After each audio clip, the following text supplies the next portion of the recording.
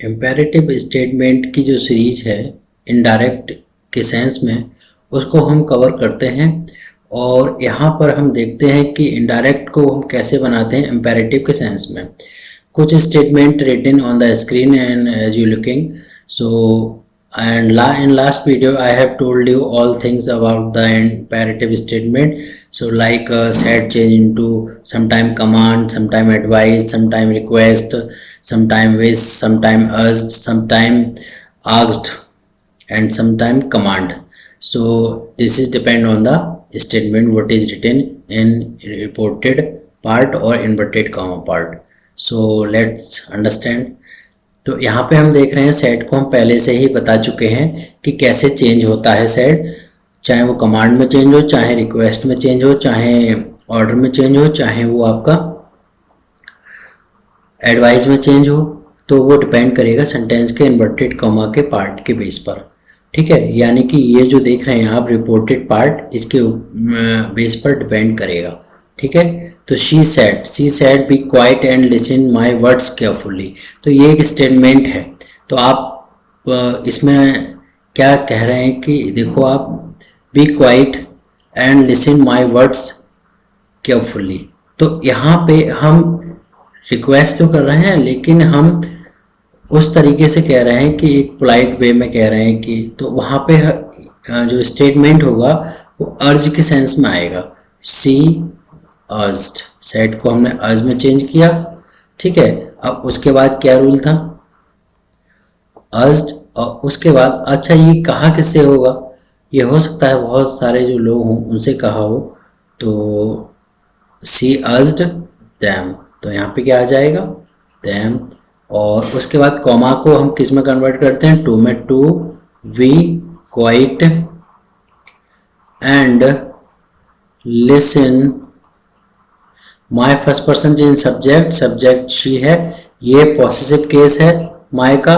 तो शी का पॉसेसिव के क्या होगा यहाँ पर, हर वर्ड्स केयरफुली।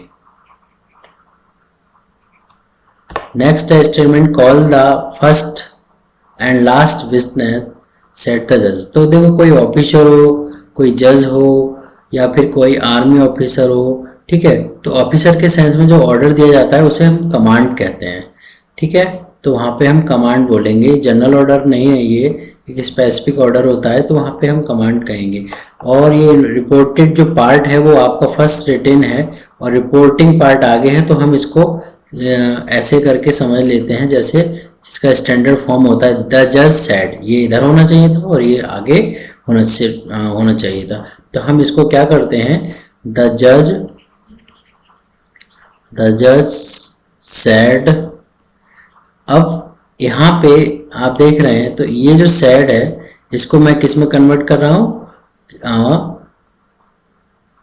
तो ये जो सेड है, ये सेड है, इसको हमने किस में चेंज किया, कमांडेड में चेंज कर दिया। उसके बाद अब ये ऑर्डर दिया होगा, एक पर्सन तो नहीं होगा, मोर देन 2 और 3 पर्सन होंगे, तो उनके लिए इसलिए यहाँ पे देम आया।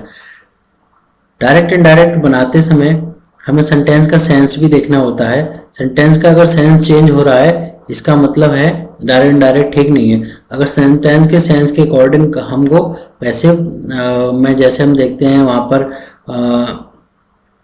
जो पार्ट होता है उसको हम 2 टाइप से राइट कर देते हैं, लेकिन यहाँ पर हम देखेंगे कि जो सेंस होगा उसके अकॉर्डिंग हम इसको समटाइम राइट करते हैं। तो यहाँ पे देम वैसे आया है। अब call the first and last witness, तो यहाँ पे क्या आएगा, to call the first and last witness, ठीक है। तो ये समझ आ चुका है आपको। अब यहाँ पे देखो ये रिपोर्टेड पार्ट है, कम इन लिखा है, इसमें ऑब्जेक्ट नहीं है। सेड ही टू हर, तो यहाँ पे ये तो हम इसको रिपोर्टिंग को इधर ले आएंगे क्योंकि स्टैंडर्ड फॉर्म में इधर ही लिखा जाता है ये ही।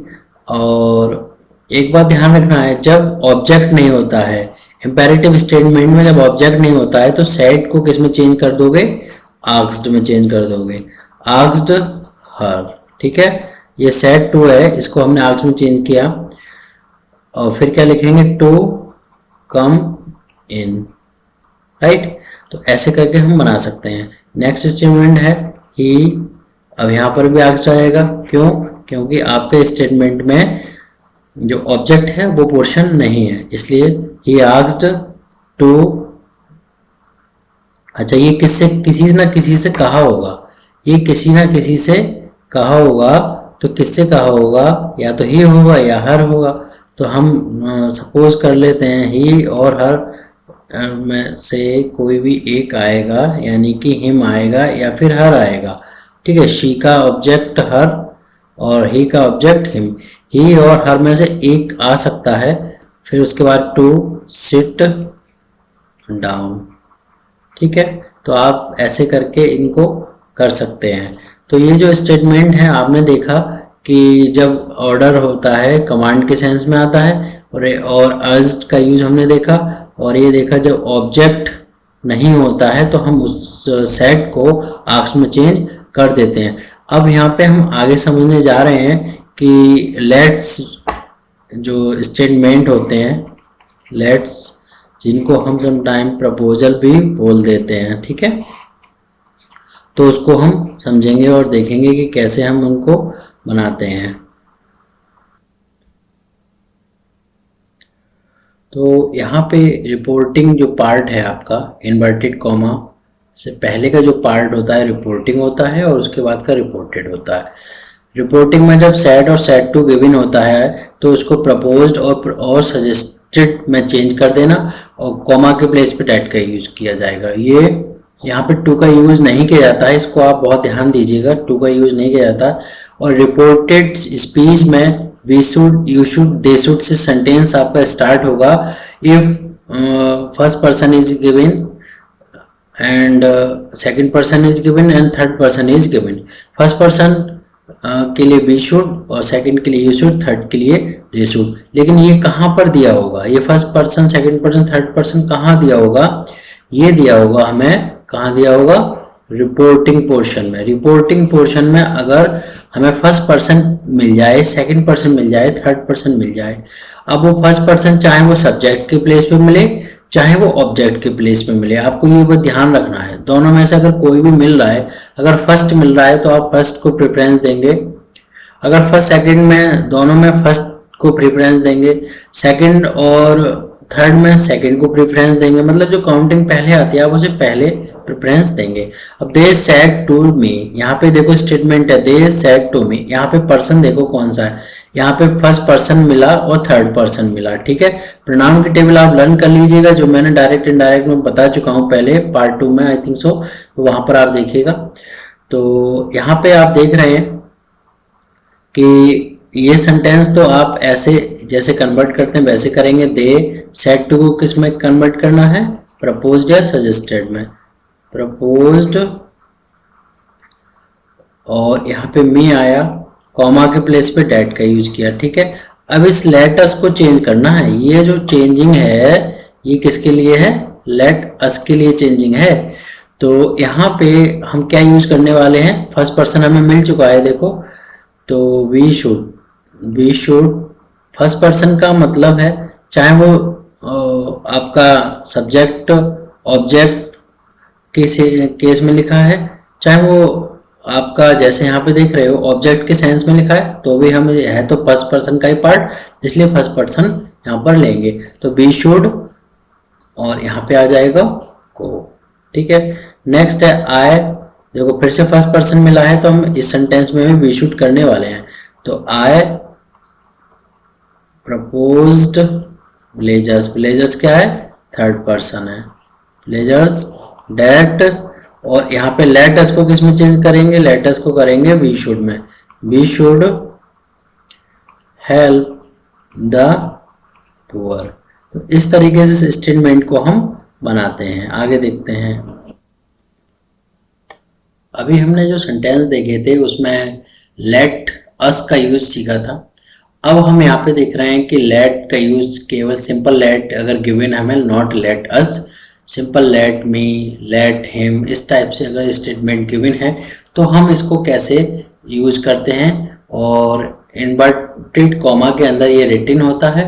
तो डायरेक्ट इनडायरेक्ट में जब सेट और सेट टू रिपोर्टिंग पार्ट में तो उसको विश या डिजायर्ड में चेंज कर देंगे, कॉमा के प्लेस पे हम टू का यूज करेंगे।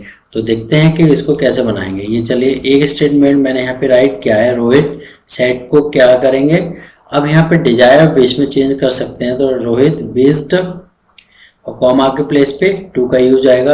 यहाँ पे टू क्यों आए, क्योंकि ये आपका सब्जेक्ट तो है नहीं, तो यहाँ पे ये वर्ब होता है। तो let to let me first person change subject, वो सब्जेक्ट रोहित है, तो रोहित को हम यहाँ पे कर देंगे हिम।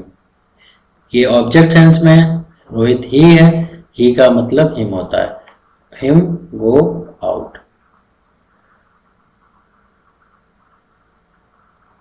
तो ये जब लेट गिवन होता है उसके लिए ये रूल है। लेकिन आओ देखते हैं रिवीजन के सेंस में एक स्टेटमेंट मैंने यहाँ पे राइट किया है, इसमें आप बताओ क्या करोगे। He said always eat balance food, तो यहाँ पे ऑलवेज आया, ऑलवेज का मतलब क्या है, एडवाइस। ही एडवाइज्ड,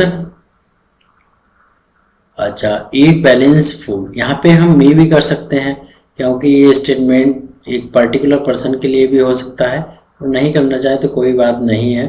तो यहाँ पे क्या आएगा, कॉमा के प्लेस में to eat balance food and always जो वर्ड है आपका उसको आप रिमूव कर देंगे, उसको आप नहीं राइट करते हैं।